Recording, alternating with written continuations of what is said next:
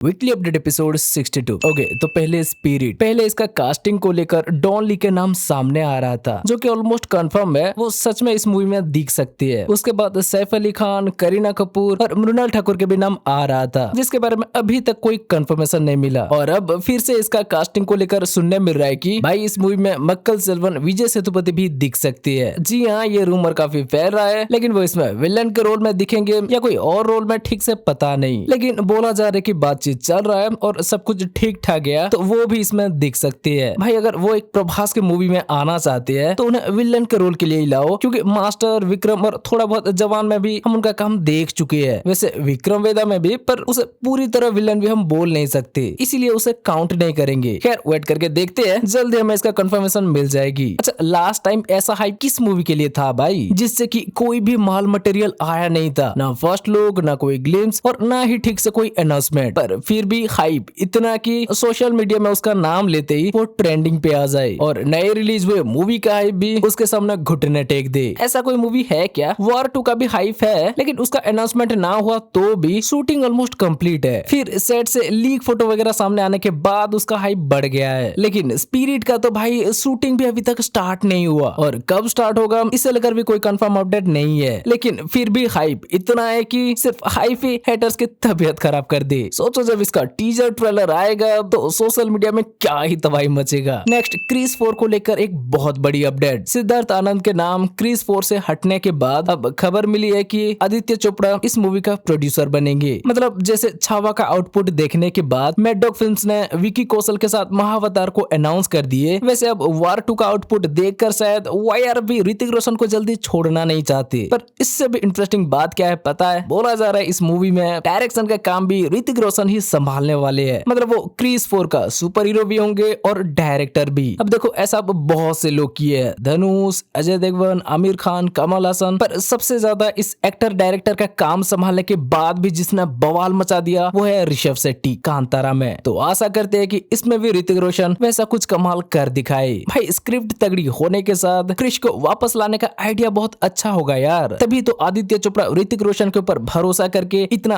पैसा लगाने के लिए रेडी हो रहे हैं और डायरेक्टर के लिए भी ऋतिक को बोल रहे हैं। खैर शूटिंग को लेकर देखा जाए तो पहले इस साल के एंड से स्टार्ट होगा बोला जा रहा था और अब 2026 की स्टार्टिंग से शुरू होगा बोला जा रहा है। क्योंकि एक्टर डायरेक्टर सेम है तो प्री प्रोडक्शन के लिए अच्छा खासा टाइम चाहिए, आप समझ सकते हो। अब वैसे तो ये न्यूज कोई ऐसा वैसा नहीं, एक बहुत बड़ा हस्ती से मिल रहा है, लेकिन कई बार खुद मेकर्स लोग मूवी को अनाउंस करने के बाद भी थोड़ा इधर उधर हो जाता है और क्रिश 4 के साथ ऐसा पहले भी हो चुका है। इसलिए ऑफिशियल अपडेट की इंतजार कर लेते हैं भाई, उसके बाद फिर हम इसके ऊपर चर्चा करेंगे। नेक्स्ट, केसरी चैप्टर 2 का भाई टीजर आ गया है और टीजर क्या था भाई? ये टीजर शुरू होता है जालियनवाला बाग की फायरिंग से, जिसे दिखाया नहीं है। स्टार्टिंग में स्क्रीन ब्लैक हो जाती है और डिस्क्लेमर आती है यह दृश्य प्रदर्शन यह नहीं है, और बैकग्राउंड में गोलीबारी की आवाजें और लोगों की चीख पुकारे सुनाई देती है, जिसे सुनकर ही भाई दिल कांप उठता है और रूह थरथराने लगती है। लेकिन फिर डायलॉग आता है कि ये सिर्फ 30 सेकंड की गोलीबारी थी, लेकिन जालियनवाला बाग में अंग्रेजों ने पूरे 10 मिनट तक गोलियां चलाई और फिर 12 घंटे तक जख्मियों को बाग में बंद रखा। भाई मतलब क्या ही बताए, ये तो अब दिमाग में छप गया है, जिसे ऑडियंस चाह कर भी जल्दी से भुला नहीं सकते। टीजर कट को ऐसे रखने का जिस किसी का भी आइडिया था ना भाई, मानना पड़ेगा। फिल्म को बहुत बड़ी लेवल पे अनाउंस नहीं किया और सीधा सबसे पहले ये टीजर को ड्रॉप कर दिया और उसका भी पहला 30 सेकंड में ये दिखाया और टीजर इंपैक्टफुल बन जाने के बाद जाके अक्षय पाजी के लुक को रिवील किया। फर्स्ट इंप्रेशन लास्ट लॉन्ग के बारे में तो आपने सुना ही होगा, इसलिए भाई उन्होंने इस मूवी से पहले कोई पोस्टर नहीं, पहले टीजर को रिलीज किया, उसके बाद जाके एक एक करके पोस्टर्स, ताकि ऑडियंस इस मूवी को कोई एक्टर की वजह से नहीं, इसका कंटेंट की वजह से जाने। और अब देखो इसका टीजर को चारों ओर पॉजिटिव रिव्यू मिल रहा है ना, और इसी वजह से आगे अब इसका ट्रेलर आए या मूवी आए, सब दिमाग में यही रख के इस मूवी को देखने जाएंगे, ना कि अक्षय पाजी की एक और मूवी समझ के। इसीलिए हम बोल रहे थे कि ये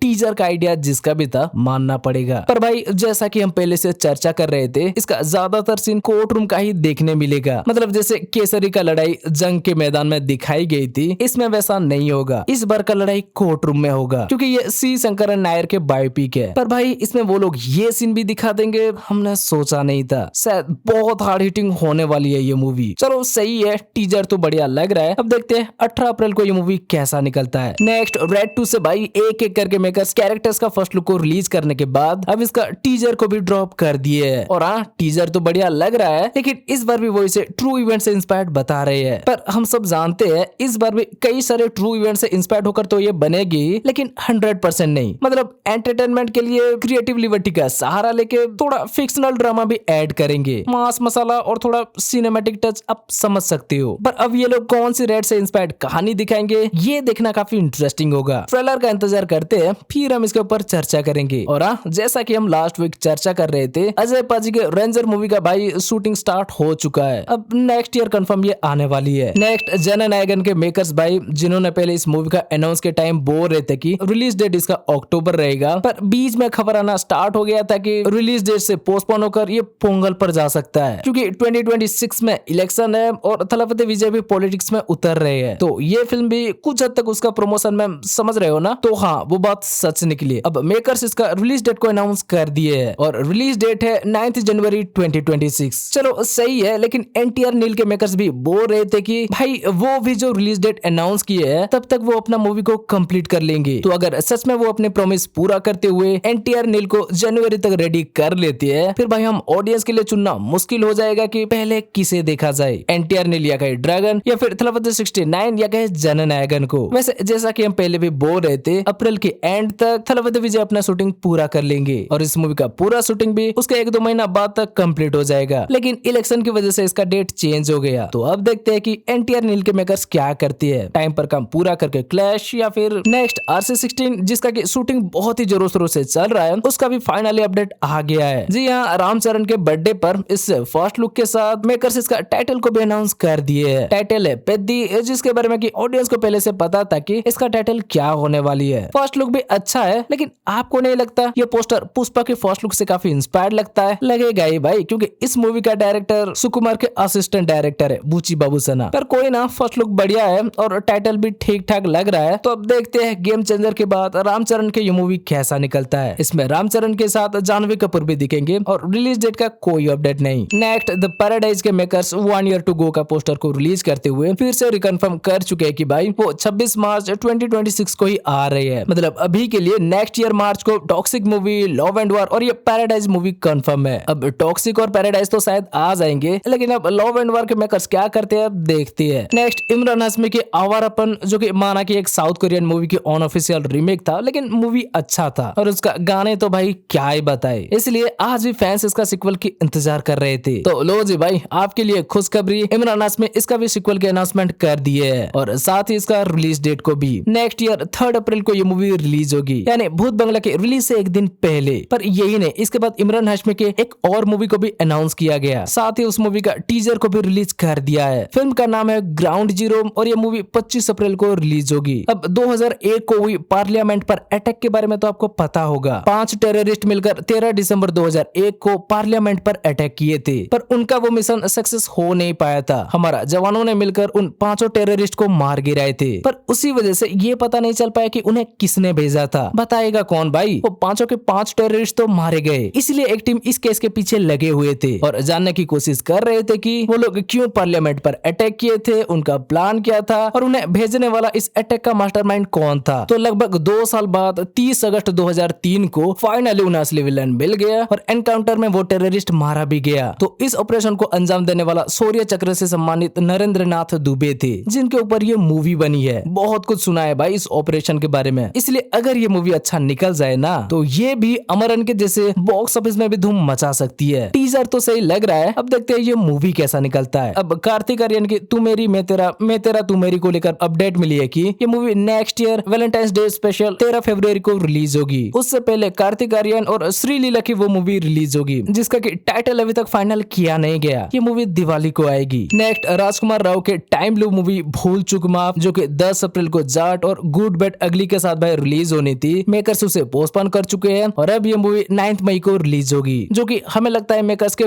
बहुत बढ़िया डिसीजन है, क्योंकि जानबूझकर बड़ी मूवी से क्लैश करने से क्या फायदा भाई? फिर उसे मूवी क्लैश नहीं ईगो क्लैश कहा जाएगा। किसी प्रोडक्शन हाउस की मजबूरी हो तो वो अलग बात है, लेकिन मैडॉक फिल्म्स को तो अभी कोई प्रॉब्लम नहीं है और अभी रिसेंटली इतनी बड़ी बड़ी हिट मूवी देने के बाद भी उनका ये डिसीजन इंटरेस्टिंग है। अब इस मूवी को टाइम पर देख सकती है। वैसे उस डेट को भी हरिहर वीरमल्लू आ रहा है, पर चलेगा। ठीक है, तो भाई बस ये था इस हफ्ते की फिल्मों से जुड़े कुछ अपडेट। अब अगर आपको ये वीडियो अच्छी लगी हो तो वीडियो को लाइक शेयर शेयर और चैनल को सब्सक्राइब कर दो। चलो फिर मिलते हैं अगले वीडियो में, बाय।